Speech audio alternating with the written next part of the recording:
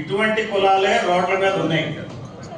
ఆ రెండు కులాలు ఎలాంటి పనులు చేసుకుని బతుకుతున్నాయా అది మనం గమనించాలి. రోడ్డు మీద చేసే గారడి ఇక్కడేంటి అనుకోవద్దు, ఇక్కడికి తీసుకురావాలి. మన వాళ్ళందరూ కూడా ఇట్లా రావాలి. మరి జరుగుతున్నటువంటి సామాజికమైనటువంటి అన్యాయాన్ని ఎదుర్కోవాలి. అందుకనే తీసుకొచ్చాను గారడి ముస్లిం. సూర్యారావు గారు అండ్ సూర్యారావు హైదరాబాద్లో 18 బీసీ కులాలని ఏకం చేసి ఒక కార్యక్రమాన్ని నిర్వహించారు. 150 పైగా సర్పంచులు తెలంగాణలో బీసీ ముస్లింలు ఎన్నికయ్యారు. దాదాపుగా సగం మంది రవీంద్ర భారతిలో ఆ సభకు వచ్చారు, హాజరయ్యారు, సన్మానాలు పొందారు ఆయన చేతుల మీద. అది చాలా అపూర్వమైన రోజు. ఆ సమయంలోనే యాకూబ్ ఆయనే మెయిన్ పర్సన్ వీళ్ళందరినీ రాష్ట్ర వ్యాప్తంగా కలిపింది. తెలంగాణ నుంచి తెలంగాణని ఆంధ్రాని కలిపేది బీసీ ముస్లింలే, తెలంగాణని ఆంధ్రాని కలిపేది బీసీలు ఎస్సీలు ఎస్టీలు వీళ్ళే కలుపుతారు. కులమే రెండు ప్రాంతాలని కలుపుతుంది, అది గుర్తుపెట్టుకోండి మీరు. వాళ్ళు ఎలాగూ కలిసే ఉన్నారు. వాళ్ళకి ఏమైనా పనులు రావాలంటే, ఇక్కడ రెడ్డికి ఒక పని కావాలంటే, ఇక్కడ కమ్మకు ఒక పని కావాలంటే హైదరాబాద్లో పని అవుతుంది. మీకు అవుతుందా చెప్పండి? ఎందుకని? మీకు ఇక్కడ లేదు అధికారం, అక్కడ లేదు. ఇది మనం అర్థం చేసుకోవాలి. రాజ్యాధికారం లేదు కాబట్టే మనం అందరం కలవాలా. గారడి వాళ్ళ గారడిని మనం ఆపాలి.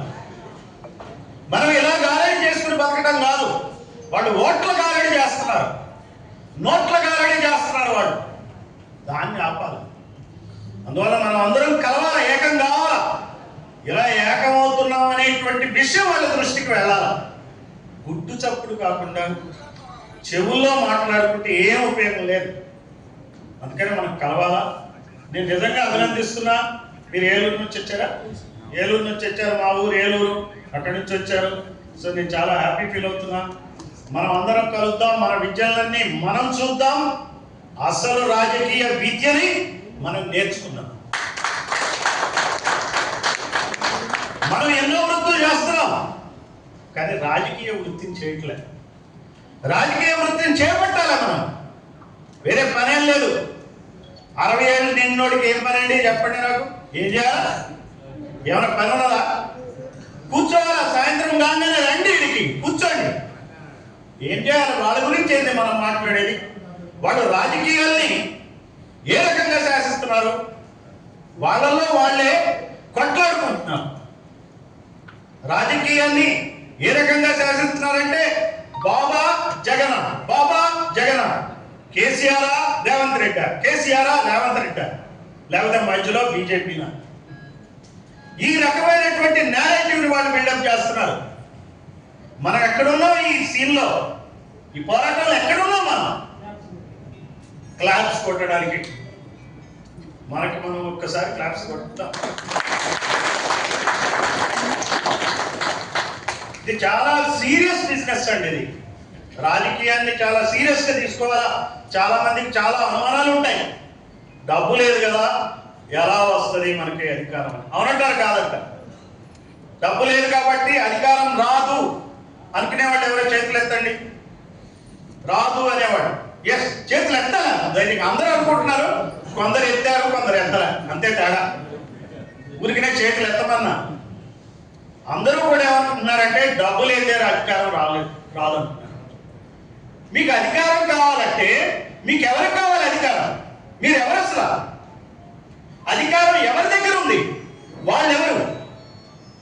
ఎవరి దగ్గర నుంచి మీరు అధికారాన్ని గుంజుకోవాలా? అది మనకు తెలుసా? కేసీఆర్ ఏం చేశాడు తెలంగాణలో? తెలంగాణ వాదాన్ని ప్రజలకి చెప్పాడు. ఏమన్నాడు కేసీఆర్? ఏమన్నాడు చెప్పండి? ఎవరిని శత్రువులుగా చూపించాడు రాజకీయంగా? చెప్పండి. ఏమన్నాడు? ఒకే ఒక పదం ఏమన్నాడు? ఆంధ్రోళ్ళు దోచుకుంటున్నారన్నాడు. మరి భారత స్వాతంత్ర సంగ్రామంలో మనమంతా ఏమన్నాం? మన వర్గాల వాళ్ళందరూ ఏమన్నారు? ఎవరు ఎవరు దోచుకుంటున్నారని చెప్పారు? తెల్లవాళ్ళు దోచుకుంటున్నారు చెప్పాడు. అంటే రాజకీయంగా శత్రువుని డిఫైన్ చేశారు. వీడు రా మన శత్రువు అని.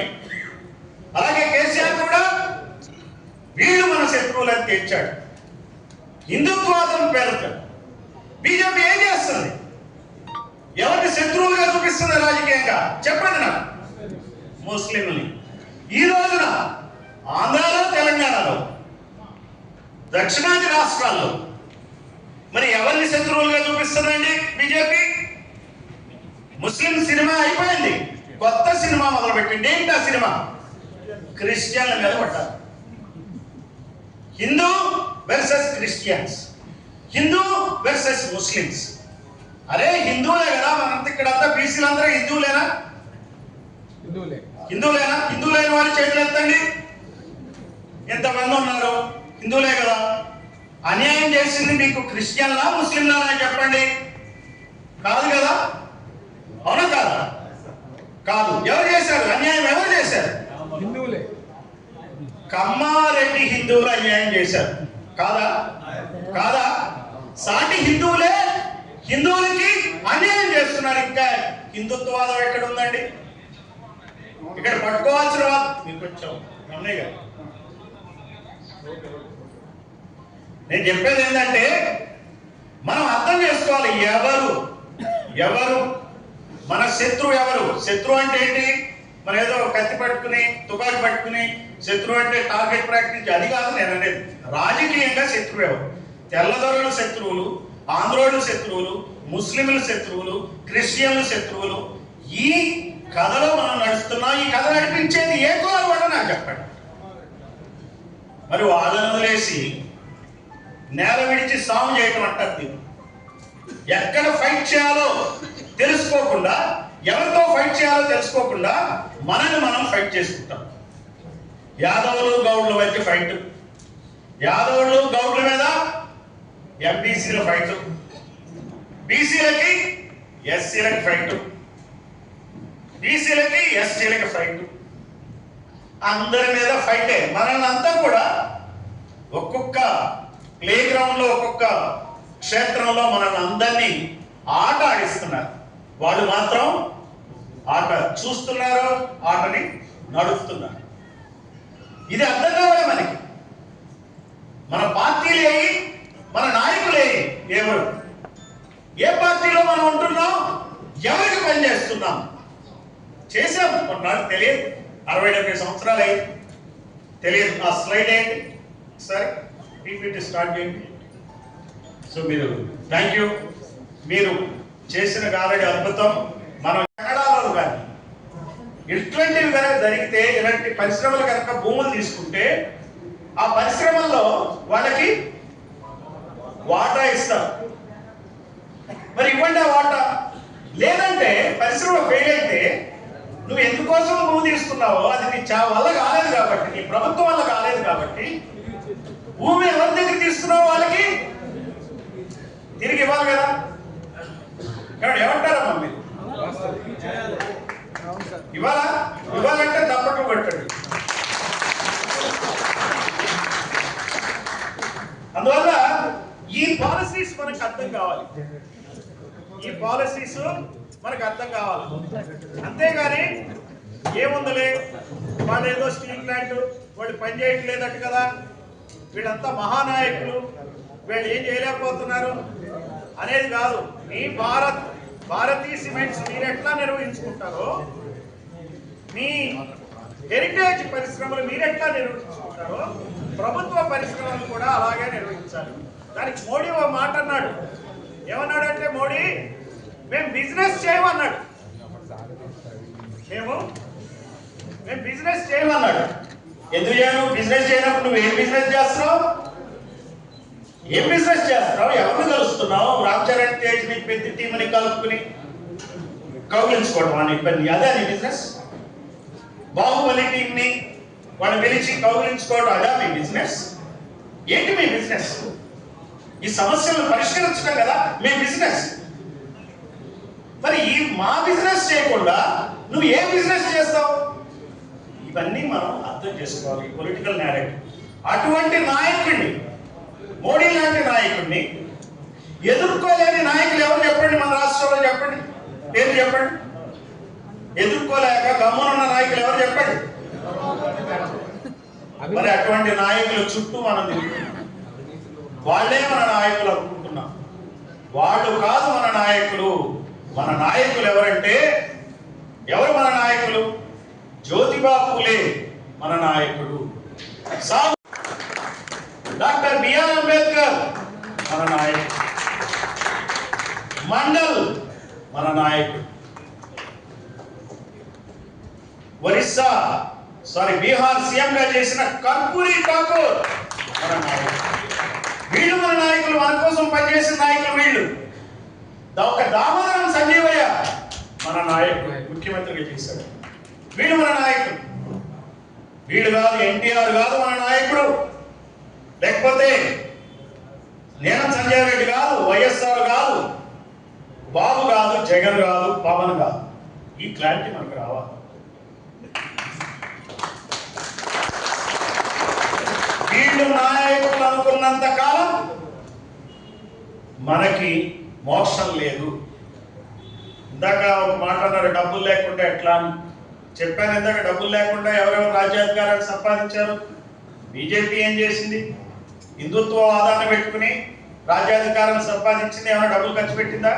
ఇప్పుడు కాదు, ముందు ఫస్ట్ అరంగేట్రం చేసినాం. అలానే కేసీఆర్ డబ్బులు పెట్టాడా? మరి ఎన్టీ రామారావు డబ్బులు పెట్టాడా? First time. ఎట్లా? ఎన్టీఆర్ ఏం చేశాడు? ఆత్మగౌరవ నినాదం అని ఎత్తుకున్నాడు. ఎత్తుకోగానే మన ఆత్మగౌరవ నినాదం అనుకుని మనం అందరం కలిపి ఓట్ చేశాం. చివరికి ఎవరి ఆత్మగౌరవం అయింది చెప్పండి? అది ఎవరి ఆత్మగౌరవం అయింది చెప్పండి? ఎవరు? అది అది అర్థం కావాలి. ఆయన్ని దించిన కాంగ్రెస్ పార్టీ ఎవరి ఆత్మగౌరవం కోసం పనిచేసింది? మరి మన ఆత్మగౌరవం కోసం మనం పనిచేసుకోవాలా? అందుకే ఈరోజు సాహు మహారాజ్ జయంతి. ఈరోజు ఆ పాట ఇప్పుడు వేస్తారు, మీరు వేసినాక తర్వాత కార్యక్రమం స్టార్ట్ చేస్తాం. నేను చెప్పినట్టు మీరు రెడీ చేసి పెట్టాను. సాహు మహారాజ్ గురించి ఈరోజు ఆ జయంతి గురించి ఇంతవరకు ఎక్కడా ఎప్పుడు కూడా ఎక్కడా సెలబ్రేట్ చేయలే. సాహు మహారాజ్ గురించి ఇంతవరకు ఎక్కడా చేయలే. సాహు మహారాజ్ ఎట్లాంటి వాడంటే, ఆయన ఎవరో తెలుసా? శివాజీ మహారాజ్ మనవడు. శివాజీ, ఛత్రపతి శివాజీ మనవడు. ఛత్రపతి శివాజీ ఎవరు? ఔరంగజేబుని ధిక్కరించి మరి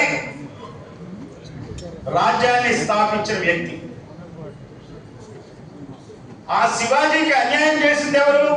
ఆ శివాజీ కుటుంబానికి అన్యాయం చేసింది ఎవరు? చిత్పవన బ్రాహ్మణులు, పీష్వాలు. వాళ్ళు దించారు. ఆ నేపథ్యంలో మీరు అట్రాక్షన్ అయ్యేటప్పటికి నేను ఆలోచిస్తున్నాను.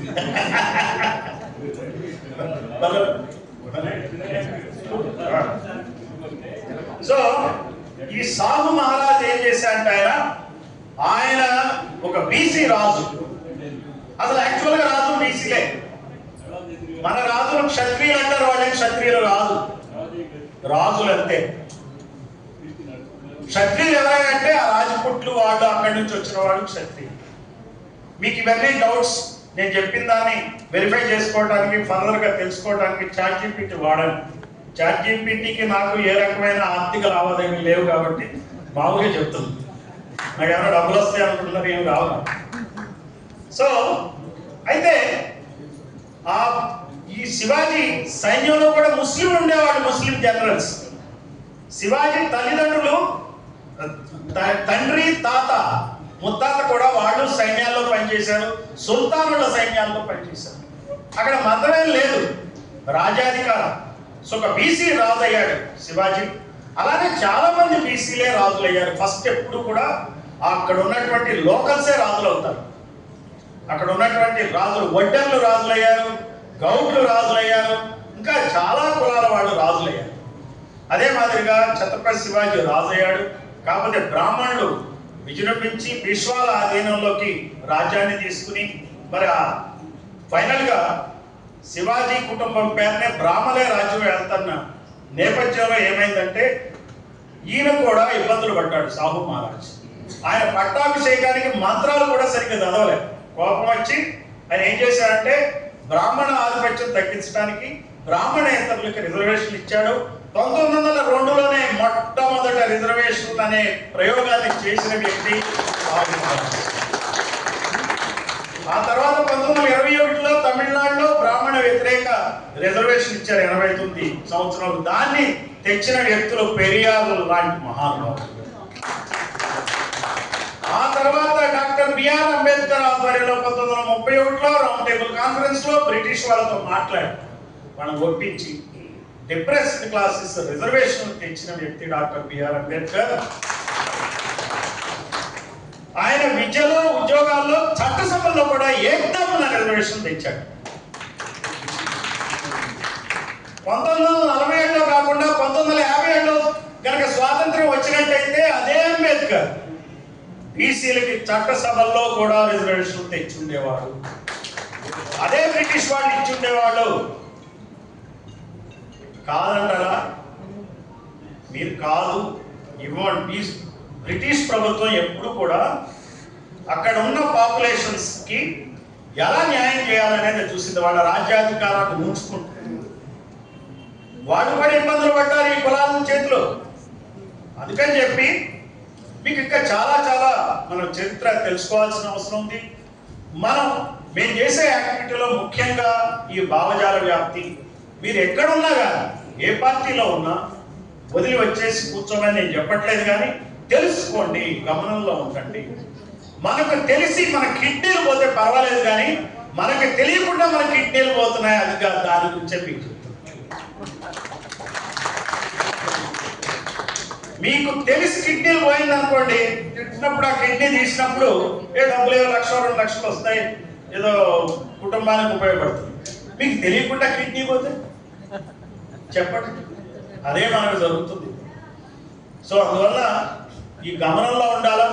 మనం చెప్తాం కదా పిల్లలకి ఈ రోజున లవ్ అఫైర్స్ వస్తాయి. లవ్ అఫైర్స్ తల్లిదండ్రులు ఏమంటారు? ఇంతకుముందులాగా గందరగోళం చేసే పరిస్థితులు లేవు, రూమ్లో వేసి తాళం పెట్టే పరిస్థితి.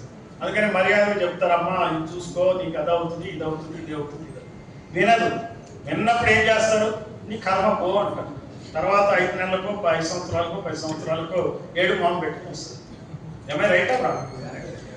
అందువల్ల నేను కూడా ఆ తండ్రి పాత్రే పోషిస్తున్నాను. బహుజన నాయకుడు ఏ పార్టీలో ఉన్నా మీరు ఆ పార్టీలో ఉంటే చివరికి మీకు మిగిలేది అదే.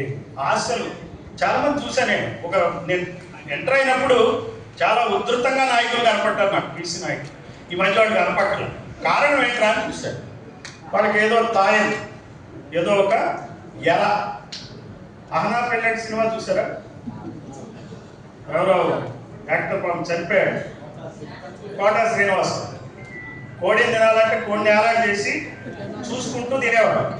పాపం మన నాయకులు అలా చూస్తున్నారు. అక్కడ కోడిని ఏలాగా తీస్తే వీళ్ళు లొట్ట వేసుకుంటూ కూర్చుంటున్నారు, తిప్పుతున్నారు. 2027లో ఎమ్మెల్సీ పదవులు వస్తాయంట. వచ్చే వరకు లొట్టలు వేస్తారు. ఈ ఎమ్మెల్సీ అయినా ఏమవుతుంది 2027 తర్వాత? ఏమైతే చెప్పండి, ఏం కాదు, ఉచితే. అందువల్ల మనం ఇది గమనంలో ఉండాలా. మన కిడ్నీలు పోగొట్టుకోవద్దు. మన యొక్క అధికారాన్ని మనం పొందాం. సాహు మహారాజ్ ఈరోజు జయంతి. ఈ జయంతి రోజున మనం ఈ కృత నిశ్చయంతో మనం పనిచేద్దాం. Thank you for giving me this opportunity.